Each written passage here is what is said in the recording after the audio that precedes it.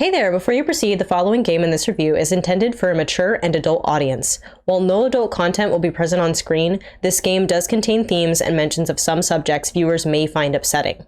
While many of these will not be discussed in this review, the following subjects are present in the game and will be listed for viewer/player discretion: corrupt religions and cult-like societies, violence, descriptions of injuries and dead bodies, sacrifices, arson, character death, death of family members, negative self-talk, anxiousness/anxiety, familial neglect, child abuse/abandonment, explicit adult content, and events that could be seen as emotional or emotionally distressing for some viewers.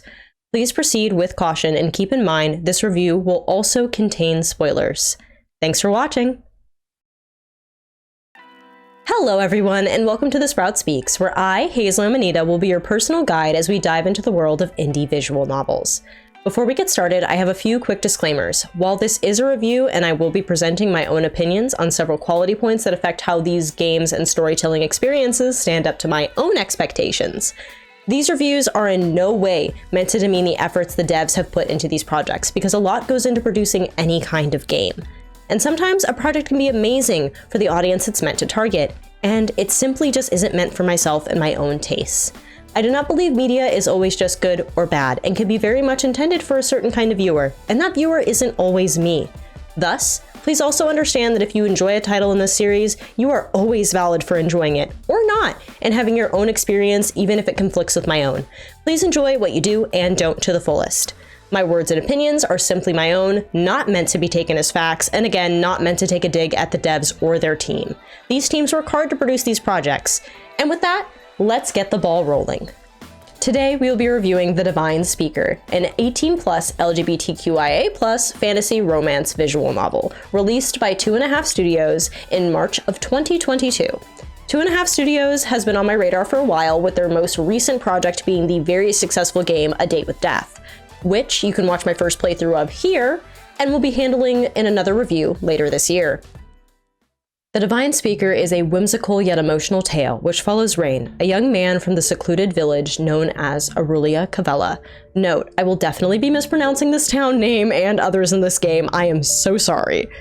The residents of the city are blocked off from the rest of the world by what they are told is an endless and dangerous forest with nothing beyond, ruled over by the Divine Speaker, who converses with the gods in order to dictate every living being's fate and life, serving upon them their purpose. When Rain is exiled from his home due to a horrible mistake, he will journey out into the world and learn the truths that lurk beyond the forest. Have he and his people been trapped by the forest beyond, or is it all a lie? For these reviews, I focus on the criteria that jumps out at me the most when it comes to visual novels. This can vary depending on the genre of the game itself. This game was a long-winded and layered narrative with an emphasis on romance and personal connections. Thus, we'll be focusing on the following for this review: storytelling and character romances, artwork and visuals, my overall experience with the game, and of course, for our Sprout seal of approval, we'll be talking about game accessibility. Now, for my reviews, I normally start with breaking down the core aspects of the story in detail, but this game has a lot of content, and I mean a lot. It's something I believe players should experience on their own, and there's simply just a bit too much for us to cover effectively in a short review. A single run of this game, with breaks, and with me putting my friends through my commentary, took around 13 to 14 hours. But I will still break down what I think is essential to do this game justice. Thus again, there is spoilers ahead. This is your final warning. Let's start at the beginning.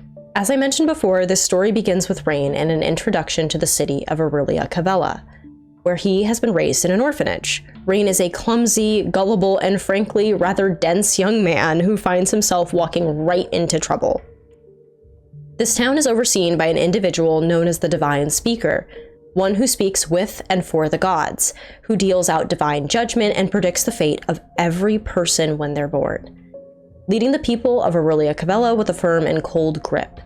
The city is said to be surrounded by an endless forest with nothing beyond. In short, this town is clearly a religious cult that keeps their people secluded from the rest of the world so that their blind faith continues. I will note some details on this town and Rain are pretty easy to predict from the very start. On his birthday, while roaming the town, Rain's gaze meets with the Divine Speaker himself while he makes an announcement to the general people. After he makes eye contact with the speaker, he's suddenly overcome with an unbearable pain. Rain stumbles into an alleyway where he loses consciousness, an unknown feminine voice speaking to Rain in broken pieces. This voice will follow him throughout his journey, speaking in similar broken phrases that read like cryptic warnings. When he regains his senses, he looks at his forearm, gazing over a set of strange runes that appear to be branded into his skin. These strange markings are the source of that previously searing pain. Scared and confused, he attempts to run home to the orphanage. But he is stopped in his tracks when he bumps into a red-haired man, who states he can help him with the markings on his arm. Despite clearly not being able to see them under Rain's sleeve, the man points him to the archives of the speaker himself, announcing that the public is allowed in, but just for tonight. And Rain might find some clues. Our ever-gullible protagonist heads inside just to get caught by the speaker. He's able to snag a single book before being grabbed by the guards.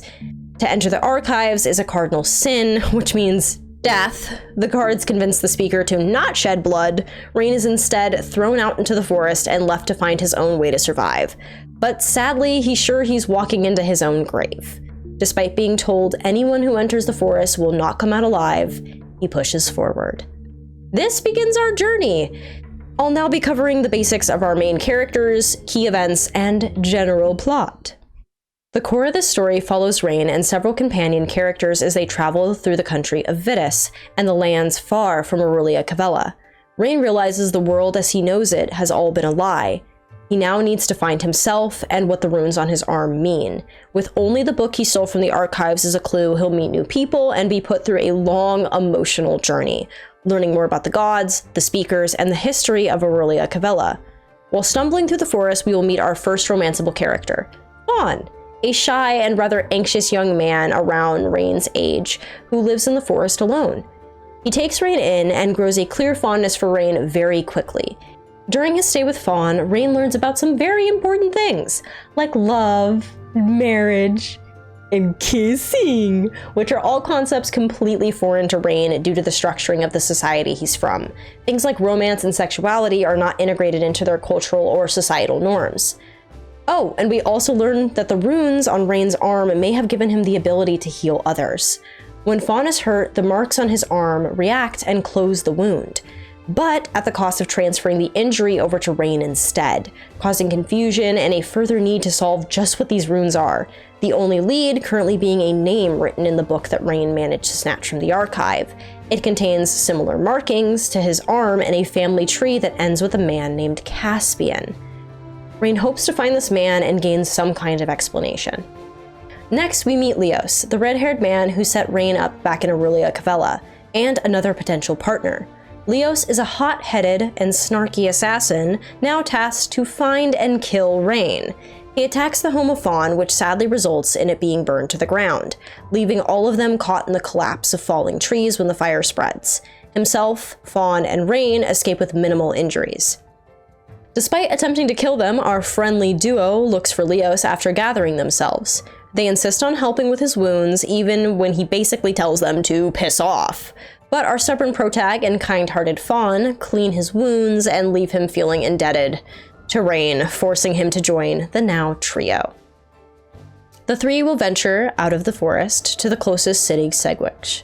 Reality soon setting in for Leos and Rain. Being raised in Aurelia Cavella, they were taught there was nothing past the forest. But their worlds shatter when they reach the town, and it's clear they have been lied to for their whole lives. The search for Caspian will begin, and our ragtag team of silly little guys, will get themselves caught up with the locals, explore and learn about the world, and bond with each other. During this search, we will venture from Segwitch to Oxibur, and then to Sidcaeum, the capital of Vitus. Along the way, meeting a suspicious green-haired man and his bird, Eris. Eventually, we will encounter our final romanceable character in Oxibur. Sign is a flirtatious, flamboyant, and upbeat noble with a thing for raunchy jokes and teasing.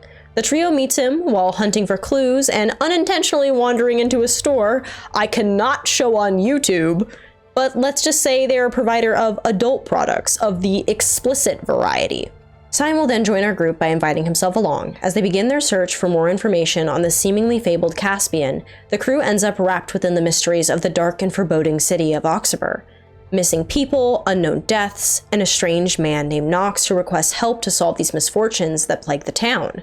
Help in exchange for information about Caspian. While diving face first into danger, we'll reconnect with our green-haired friend, whose name we learn is Ilron, and Varys, who is no longer a bird, but a lovely man with peach-colored hair. With their help, the party will be able to solve these mysteries and obtain their next lead to the capital, Sidkayam. Gaining 2 more members, the group travels with Sign's help to Sidkayam, the city Sign calls home and where this journey will hopefully end. Traveling smoothly by carriage until entering the Amaranth Forest, where they are forced to continue on foot until they reach the city. A few bumps in the road later, and we arrive in the snowy and beautiful city of Sidkayam. From this point on, the story will branch out towards the player's preferred romantic partner depending on who was favored until this point. Even though the essential common route ends here, the romance routes follow the same sequence of events, just with key scenes swapped out to contain the character of your choice. The secrets of the secluded society of Arilla Cavella begin to unfold, the search for Caspian finally reaches its climax, and the cast is forced to confront another unknown evil. The good and bad endings are close by and dependent on the trust you put in your partner of choice and those around you. Oh, and we also get a sick trip update! To refrain from going too much into spoiler territory, this will be the end of our story overview. Let's talk romanceable character routes. There are 3 unique romance routes with 1 good and bad ending each. Each of these routes explores the connections these characters have to Rain, their pasts, their emotions, and other characters you met along the way. They also, of course, have their own unique, spicy scenes that are fully uncensored. The player will learn the true nature of these characters, the pains that create tension and struggles between themselves and Rain, and they also handle the foreign concept of love that is absent within the society of Aurelia Cavella, teaching Rain not only about his own emotions, but romantic intimacy.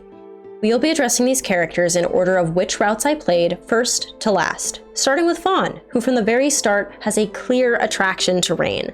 No matter which route you're on, all of these characters are interested in Rain to some extent, whether just physically at first or romantically. But Fawn always loves Rain deeply in every route. He's shy and often seen as quiet and meek, frequently bullied by Leos and Sign, who tend to push his buttons. But deep down, he holds pain in his heart and a secret he hasn't been able to overcome that rids him with guilt. And he definitely is not weak or frail like one may think. The relationship between Rain and Fawn is sweet, cute, and honestly what truly reeled me in during my first run. The 2 are awkward and both fumbling over themselves, but what Rain wants more than anything is to open Fawn up and support him. Even the parts he seems to hate and the past he mourns, clearly having lost something and blaming himself for it. The 2 mesh wonderfully together, even with the amount of secondhand embarrassment given to me by these embarrassed little fools. Fawn's main quirk that I adored during this, again despite a whole lot of secondhand embarrassment, was the fact that he attempted to explain things like romance and intimacy to Rain, who just doesn't get it, and it almost always ends up with Fawn being an adorable bumbling mess. That is until he gains the confidence to tease our local little idiot Rain back. Next was Leos, our smug, snarky, kind of a jerk at times tsundere with a heart of gold. Leos at the start is a hard-headed man who feels like he's keeping Rain from getting himself killed. Rain, being aloof and having little thought for self-preservation, ends up with Leos as his knight to stand at his side. At first, playful banter turns into something more, and despite the clearly mutual feelings, Leos gives himself reason to doubt his worthiness to reciprocate, to have happiness. But Rain refuses to let go. Even if they're forced apart, he will always come back to Leos. Both have no real understanding of love just yet. Just like with Fawn, they are both flustered and uneasy when things start. And honestly, Leo spends a good amount of time trying his hardest to keep his tough and unfeeling facade in front of Rain. But Rain's quick to worm his way in and the mask slips off. But I will say, their relationship is very silly. Leos is the type to deny his feelings and cover it up with things like bullying and sarcasm, so when it comes to being kind, he kind of just makes a fool of himself.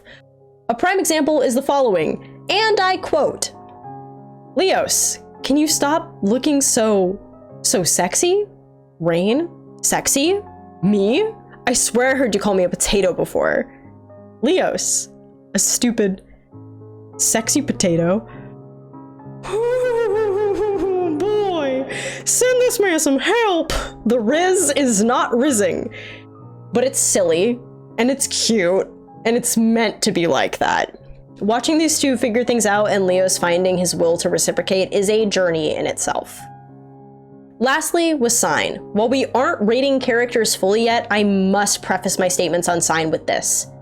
This character does not align with my tastes, but he is by no means a bad character. I say this because I want to make my bias clear and honest, as I may not have the same views on him as the other characters. Sign is a flirtatious and very H-word on main type character who wears a bright and playful demeanor. He's one who tries his best to be carefree and flamboyant in order to cover up his inner flaws and personal trauma. What a damn mood! Him and Rain's relationship starts off much more physical than our prior characters. His interest in Rain appears to be based off of physical attraction, curiosity, and at first we suspect there might be some kind of underlying motive. But quickly it becomes so much more than that.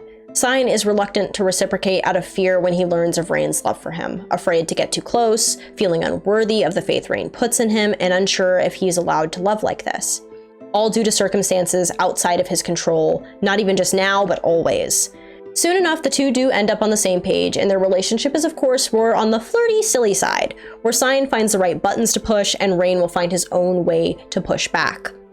Sign definitely grew on me slowly and slightly. The love the two shared by the end was one that seemed much more bold and forward than Leos or Fawn. It was a nice counterpart to the very sweet romance with Fawn and the fairly emotional and protective romance with Leos. While these two are not romance routes that focus on our protagonist, there's also two additional couples made up of side characters which you can enjoy as well. I highly recommend it and thoroughly enjoyed these extra stories. I'll be passing over these in this review to allow for y'all to experience it on your own though. With that, we can now break down my thoughts on our main points and start our scoring. Storytelling and character romances. This story was a long-winded one. Again, a single run, if you're pausing or commenting during it, can take roughly between 10 to 15 hours or more, which for a visual novel, that's a very solid time for a single route run. By the end of my first run, I really enjoyed this game. The story had many twists and surprises that genuinely shocked me and caught me off guard, yet made me even more invested as we reached the end. This team did a very good job bringing things full circle as you played through each character's story. The main cast was charming, the side characters were balanced in a way where they didn't simply fade into the background. But at the start, things were rather predictable, and in full honesty, way too many times did this game feel so insanely awkward. Again, it does all fall together and create a very good story that I really enjoyed. I came to feel for these characters, their narratives. Watching them learn, find themselves, and forge bonds with their collective cast was a ride. And it's obvious a lot of these embarrassing or provoking scenes were intentional to display these characters at their fullest, which is wonderful in the grand scheme. But, I mentioned it before, the secondhand embarrassment was insanely real. More often than not, these characters were embarrassing themselves, each other, or just didn't understand a romantic or explicit concept that made me go, oh, have mercy. A lot of it was humorous, but I'm someone who, when secondhand embarrassment hits, it hits me hard. So it was a little bit harder for me to take things lightheartedly. Let's move on to the main characters. Prefacing my next notes with the following, this does not mean these characters are bad, poorly written, or anything like that. It's just my thoughts on them. I do enjoy them all in a different way. Starting with Rain, his personality is meant to be very naive, dense, and to give a sense that he lacks awareness of the things around him. Given his cultish upbringing, it does make some sense. But holy moly, this boy walks right into trouble in bad situations so willingly that we should have just put him in a corner and told him to stay sometimes. I love him, but I want him to not nearly get himself in trouble as much as he does. The counterbalance to this is that he really is just being genuine. He just wants to do his best in what feels right, even if he doesn't realize the danger. It makes him very admirable. He's also just very lovable once you work your way through the whole story, and he's a good balance to each of the other romance options. On to Fawn. He's adorable, soft-spoken, and I frequently called him a shy Disney princess while playing. Undoubtedly my favorite of this group, because he's baby, I protect. I loved seeing him grow and develop as the story wrapped up. He's a bundle of snuggly cuteness with a whole lot of hidden rage wrapped up in there. But at times, the shyness that made up a lot of his interactions became so much, It was a little one note at times. His reluctance to speak up or him being uncomfortable made me feel uneasy for him. He also has to deal with being much more aware of topics that are a bit more sus and adult, while his crush has zero idea what's going on and is like, "What's kissing? Can you teach me? Hee hee." Which results in a lot of flustered interactions before the climax of his story, again making him seem a little one-note at times, even though Fawn is a deeper and fairly troubled character when you move past the flustered cute side. He also just cares so much. He wants to be close to Rain so badly, but he doesn't know how to handle it. So in any route that you don't romance Fawn, his feelings are still clear for Rain, and I just felt so bad watching him be left behind or jealous. He has this feeling of being the happiest ending for Rain as well. Next up is Leos. I love me a good tsundere, or somebody who tries to act tough but is all soft on the inside, which is a big part of Leos's character. But at times, I have to say it, it made him feel so awkward. I wish there was a different word I could use, but it's just awkward. It ended up making him feel really endearing though, given his story and his occupation. Our big tough mercenary who doesn't know how to interact with people, can't express his feelings without poking fun at others to try to mask his emotions, and his clear jealousy that he cannot keep under check. But I'll be real, that potato line sent me to the moon and back. Stupid, sexy potato. End me. I did really love seeing the bond him and Rain formed by the end of his story though. He really is a wonderful character aside from the awkwardness. I really did love seeing the bond him and Rain formed by the end of his story though. He really is a wonderful character aside from the awkwardness. This admirable guy who just never got the chance to connect. And now he can, and he has a chance to choose his own fate. He picks the person he loves and lets himself be free. It made him really lovable by the end, and I can say that I adore Leos by the end of this story, even if he did call his partner a sexy potato. Lastly, Sign. Point blank, I did not like him when he was introduced due to my own discomfort. Again, this does not make him a bad character, and I want to explain my reasoning here. Sign is very much a deviant when it comes to lewd and explicit content, which dang felt me too, and there's nothing wrong with that. But his flirty and pushy nature, despite the clear jokes and jabs, all left a very poor impression on me. Sign's outward personality has a lot to do with his playful comments, flirting, and being very touchy-feely with the other characters, especially Rain, who has zero idea how any of it works. Despite the group's protests, discomfort, or comments of disinterest, Sign will keep pushing, which set off a giant red flag for me. To me, any negative reaction and anything outside of a yes is an okay, no more of that, I am so sorry. So it instantly rubbed me the wrong way. This is where my heavy bias makes Sign a character not intended for myself. Again, all of his behavior is intended as jokes, jabs, playful teasing, and the likes. So it's not to say that any of this was malicious or had malicious intent behind it. It's very obvious that he means no harm. After playing his story and understanding his actions better, he did grow on me a bit. But he's the kind of character that I would keep at an arm's length. He does turn out to be very sweet. He just has a long way to go when it comes to letting people in and connecting with them on a level outside of physical intimacy. In short, the characters have their flaws, but there's also so much good behind them, and the relationships that they form. The story was solid and a very fun experience, even with the bumps in the road I feel the story had. So, on the Sprout scale, storytelling and characters get a 3.5 out of 5 for me. Next up, artwork and visuals. The character sprites, CGs, and backgrounds for this game all melded together wonderfully.